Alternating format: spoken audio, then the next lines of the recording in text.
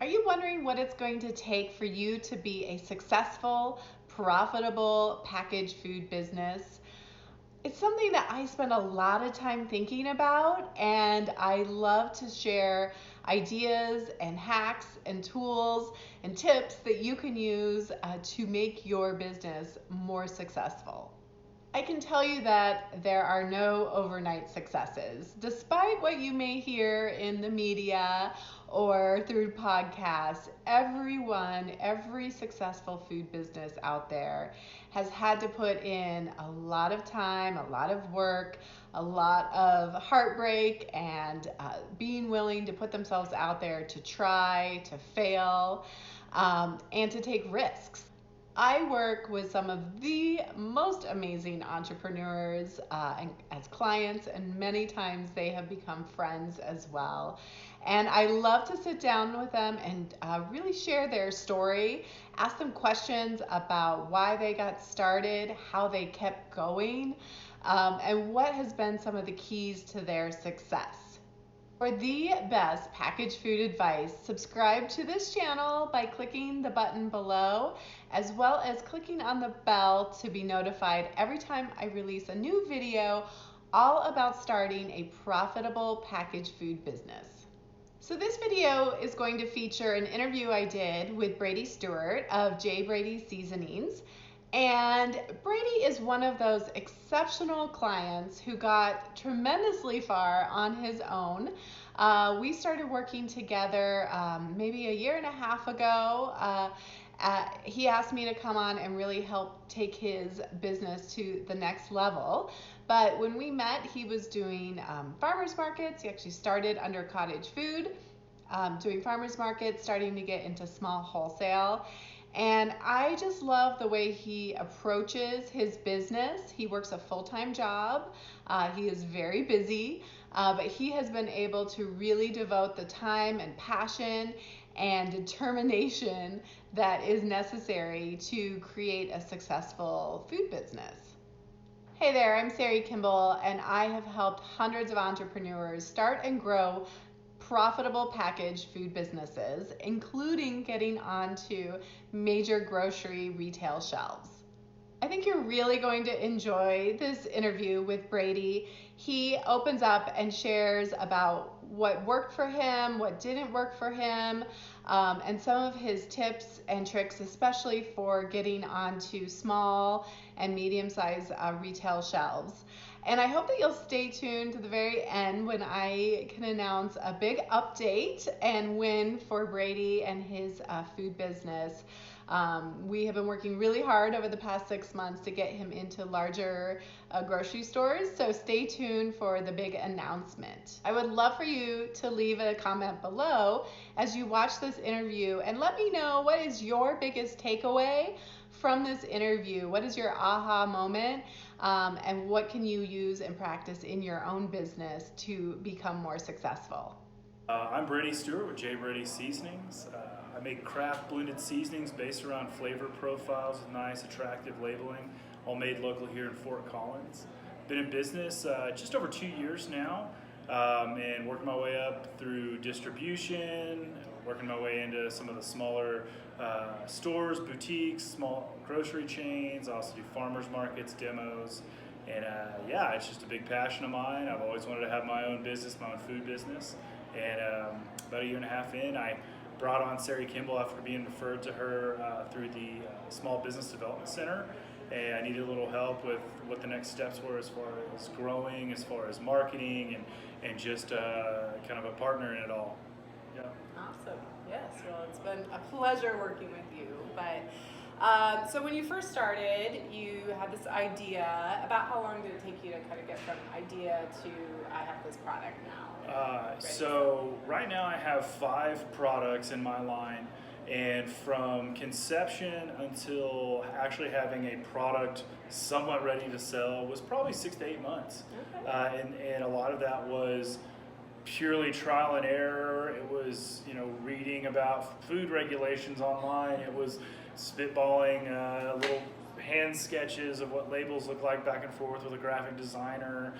It was buying seasonings by bulk, getting them to my house, blending in my house, cooking with them, trying again, a lot of trial and error. The next flavors all came a little bit faster because I already had that down, but there's definitely a learning curve. An idea is worth this much. The action on it's the one that really where you actually start getting somewhere. And so yeah, that's probably 6 to 8 months really to get a real product that I'd actually sold on Etsy or sold to a store or sold to a person at work who had pity on me and wanted to buy my product. So yeah. Lots of friends and family. Oh man, lean on them hard, guys. So yeah. So yes, it does take a long leap. If everybody had a great idea and that the world was built on ideas, everybody would have their food product out in the world, right? But so you decided to go, you had an idea, but you did decide to go the co-packing route early Absolutely, on. yeah. So did you ever go into a commercial kitchen yourself?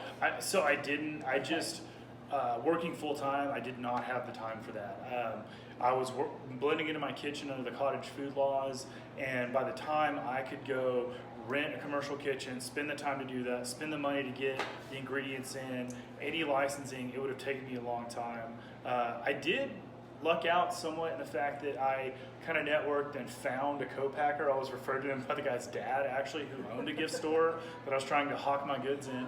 And so that helped. And the beauty of it, even people aside from Sari, there are so many resources out there, him being one of them. I mean, I wouldn't have even gotten to you had I not first networked and talked to the person who's already co-packing, who's already selling their stuff wholesale to retailers and in their own storefront. And so, it's a kind of a combo of you have to network and you kind of have to scratch your way, but when you catch these breaks and kind of find an avenue, you take it. Yeah.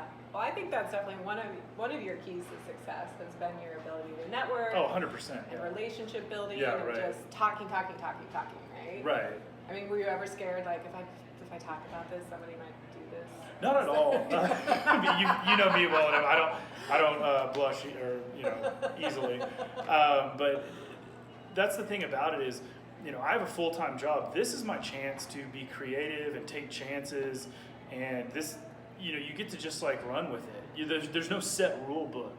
I mean, there's rules obviously of financial and regulatory in that way, but there's no real rules as far as like. You can talk to this person, you can ask this question, you can throw out an idea. It may be a dumb idea, and I've had some silly ones, but you can do those things because it is something totally different. It is a creative outlet.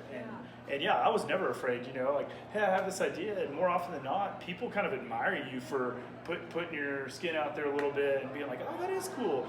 Now, if it sounds off the wall and somebody, be ready for maybe some negative stuff like, I don't think so. But more often than not, people are very positive about people taking action on an idea. Yeah, taking risks and making their idea a reality. Absolutely, yeah.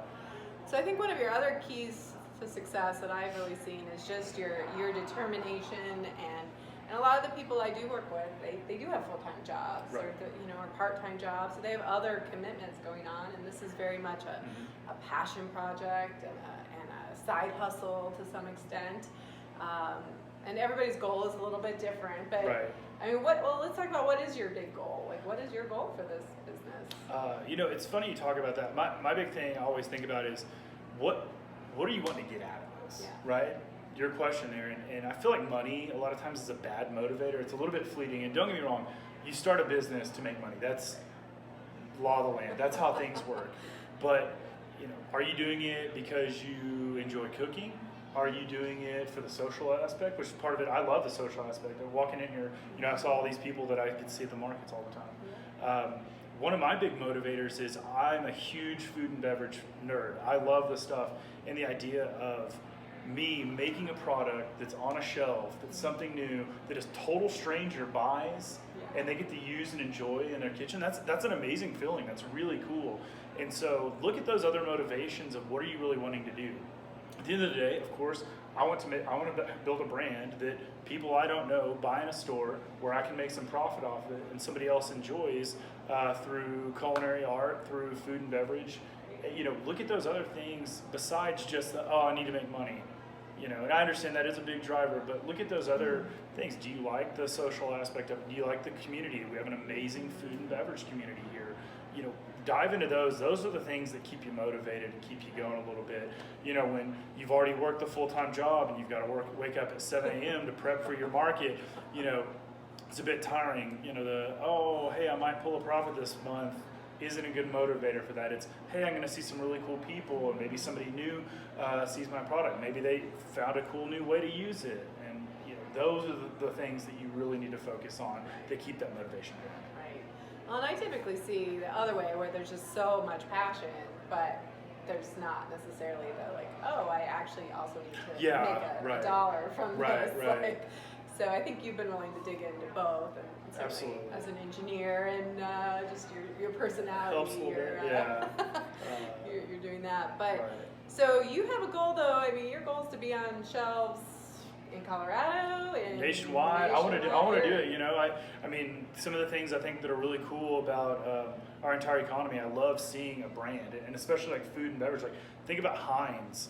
Heinz ketchup has stayed the same and looked the same and tasted the same for all these people all over the country for a long time. That's amazing. That's really cool to me. You know, think about the creation that went into that, and like the art that went into that. I think that's awesome. Or you know, you think about beverage stuff. One of my favorite things in the world is Guinness. They've been at it for 300 and something years, and it's amazing. You know, it's one of the best 5 beverages in the world, and so those things are really cool to me. And the idea that like maybe somewhere in upstate New York on a shelf, somebody goes and buys Cowboy Shake because they're going to grill out this weekend. Yeah. That's awesome. That's awesome. So cool, right? Yeah. So you've gotten far in your journey. Right. Just even in 2 years, even though, you know, you say I could have gotten that done earlier if I knew a little bit more, but I mean, you have a little bit of a background in some food industry through your job. But I'm sure it was a big learning curve, nonetheless, in the grocery industry. Oh, yeah. So, but nevertheless, I mean, even before we started working together, you had really done some good work and made a lot of progress. So, talk about a little bit about, I think, determination on your part and just your unrelentlessness has been a key. Sure. You know, you got to kind of, again, I hate speaking in platitudes, but some of these really are. You've got to fall in love with the process. You know, the learning piece, right? Like, I bootstrapped it and I had to learn how to make a cold call. You have to learn how to go into a store and who to talk to. You have to learn what a margin is. You have to learn what your regulations are for your specific product. You have to know how to package it.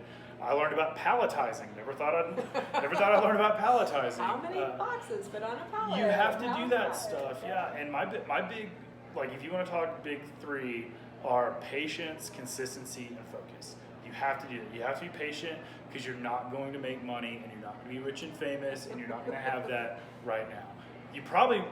There's a good chance you won't, but you got to stay patient with it because you know it'll pay off.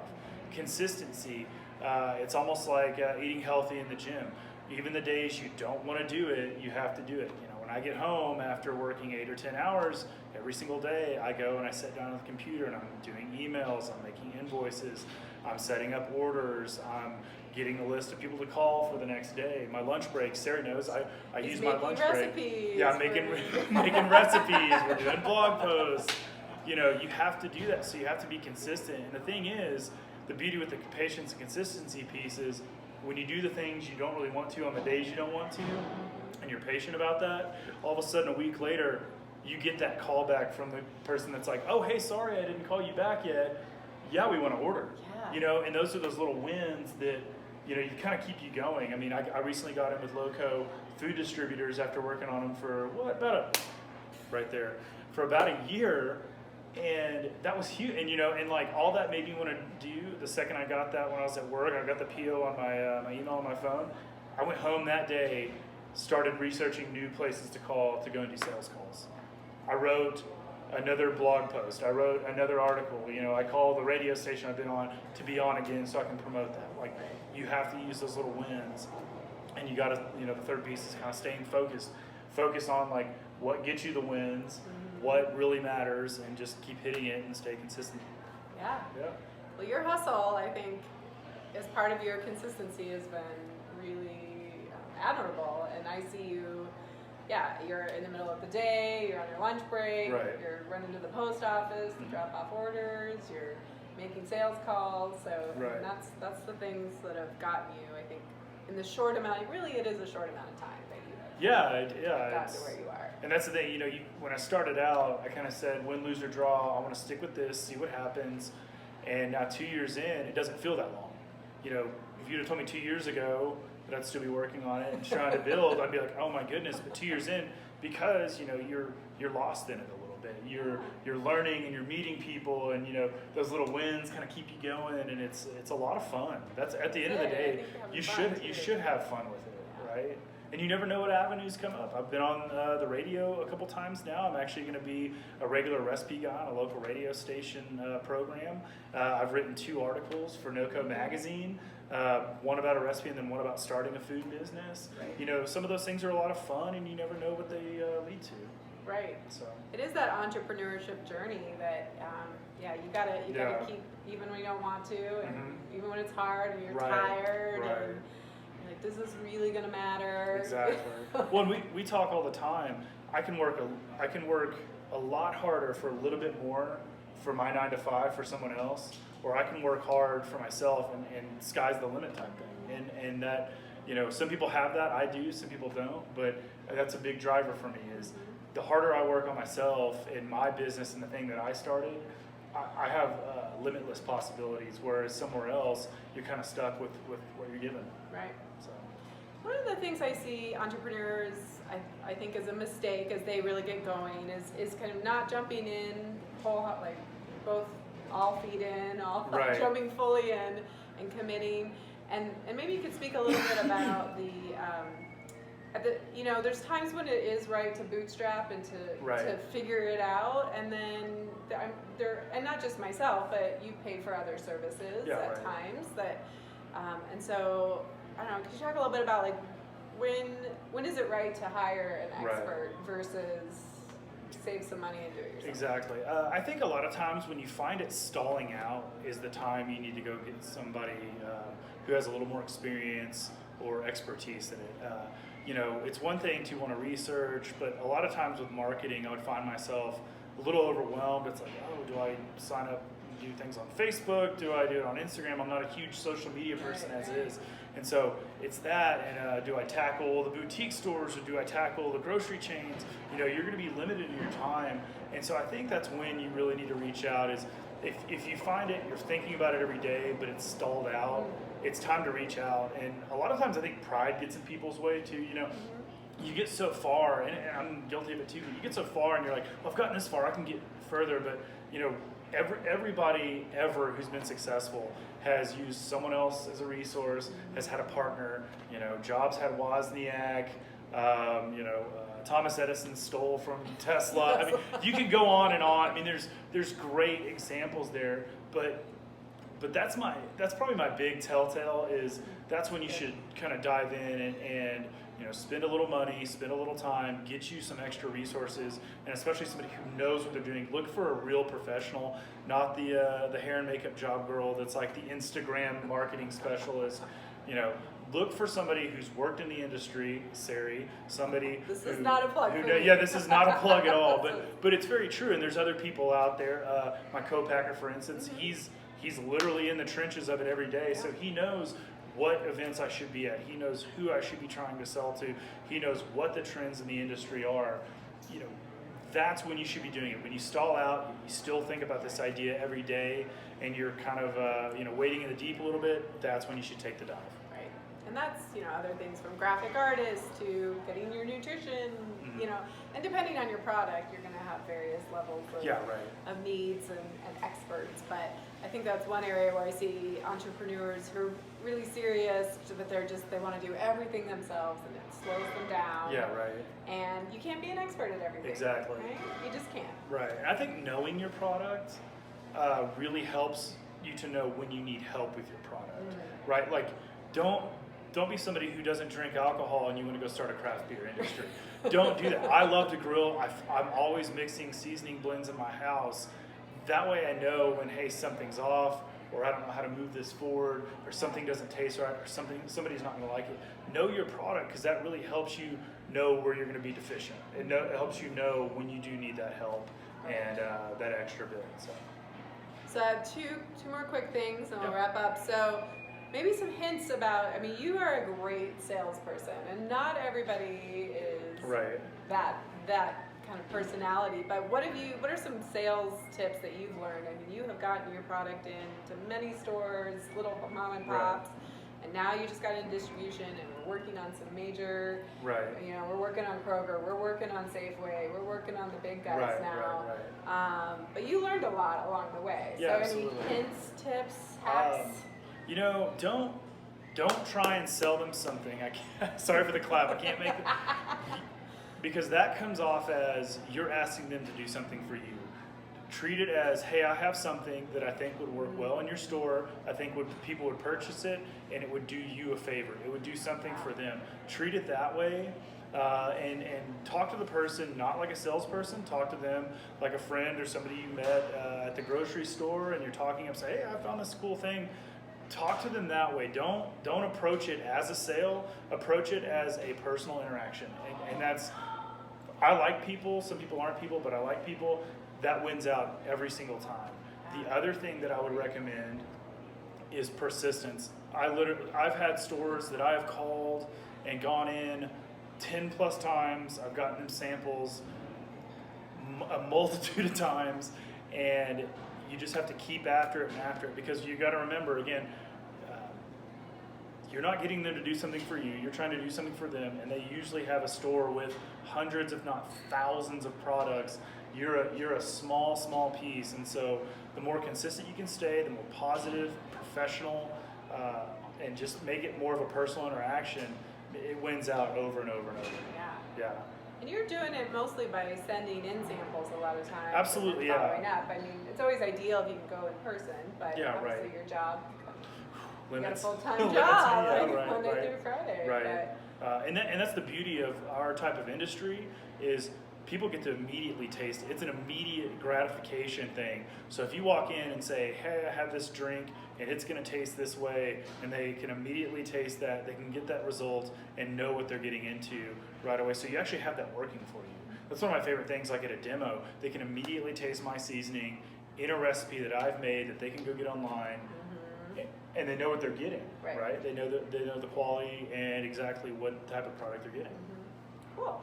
Any like horror stories from sales? Like anyone that's just slammed the phone on you? Or yeah, I did. I may have had a wrong number, but somebody told me they were going to call the Secretary of State on me if I continued to call, and it was the first call I had. And so you kind of got to laugh at those, put it behind you. I think they thought I was a telemarketer maybe, and I had to, ma'am, it's not. Shake that off. But other than that, people, again, if you stay positive and you stay professional, and again, you treat it as, hey, I want to do something for you, and you want to go into business together, not you're trying to get something from them.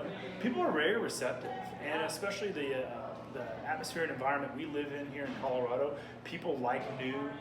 They like supporting local, they like good quality things, and so if you can kind of hit at least 2 or 3 of those things, they're going to be very receptive to you, right? And they're going to like it, and they appreciate creativity, and they appreciate people getting out there and the entrepreneurial spirit. It's exciting. Yeah, and you got to remember that space, that shelf space, is their real estate. That's what they're selling. Exactly, yeah. That's got to make them money. Right. So you also are providing a value proposition around. Exactly. I'm gonna help sell things. I'm gonna get things in people's carts. I'm gonna support you with demos. Right.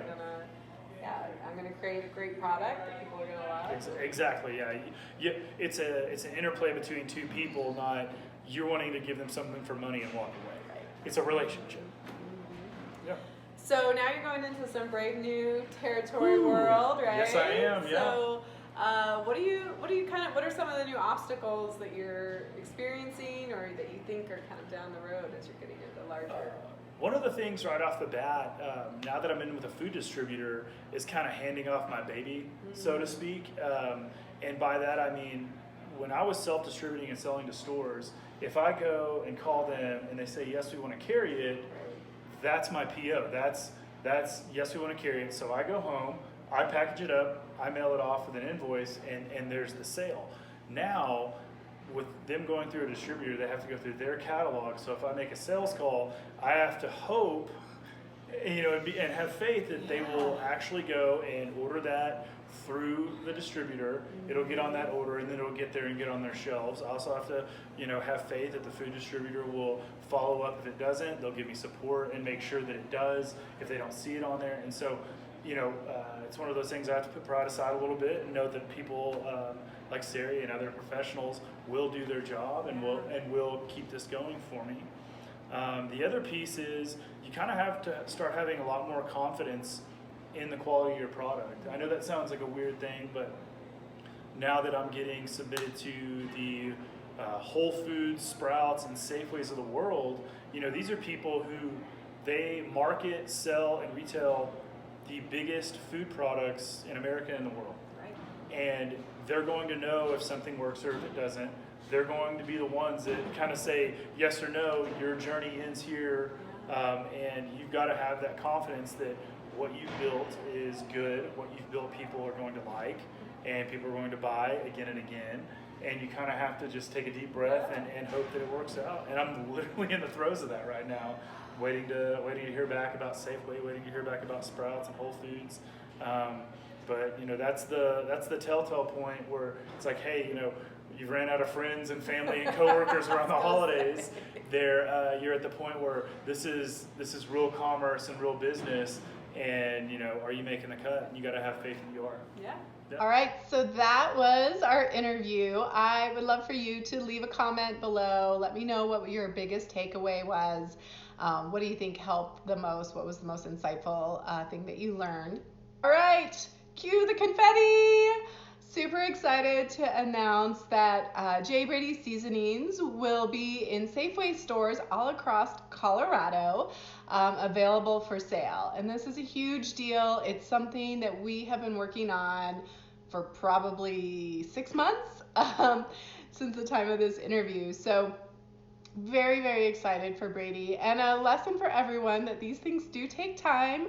You can't rush them. I know he's been very impatient, but could not happen to a nicer guy, and I'm so excited for the next steps in his business and entrepreneurial journey.